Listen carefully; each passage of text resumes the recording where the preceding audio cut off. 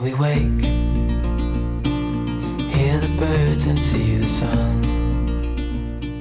Side by side our feet. I've always been told that high school is just a small portion of my life that will go by quickly. I never believed anyone when they said that because high school felt like hell. There was just one thing that would make all the madness worth it in the end, and that is the great, difficult, and challenging sport of wrestling.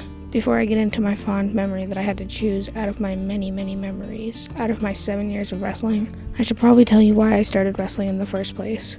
I was sad and angry growing up because of my dad, so I needed an outlet. I also needed a place to fit in, but that's besides the point. Frankly, I wanted to beat up boys, but it just wasn't that simple. I wanted to join the wrestling team, and my mom was hesitant, but eventually gave in. I was one out of 2 girls on a full team of boys. That came with its own trials and tribulations. Basically, I joined because I was mad at the world. Wrestling became the light of my life after a few years, so much to where I quit choir because it wasn't a family. Me and this longtime friend of mine called wrestling have been through a lot together. We've been through wins, losses, close calls, and not close enough. We've had the OTC, the incline, 14ers, camps, long days and nights, eating disorders, bad weeks, great weeks. There are too many memories to where it makes it hard to just choose one, but I think I found my fondest memory. In January of 2018, the Vista Ridge girls wrestling team went to regionals at Eagle Crest High School. I was so nervous, my hands were clammy, and I could hear my heart beating in my ears as if it was on speaker. My sister and best friend came to me before my first match, and she told me, "You can do this, Gaby. It's okay to be nervous, but do it for me and I'll win mine for you." We started winning for each other that day.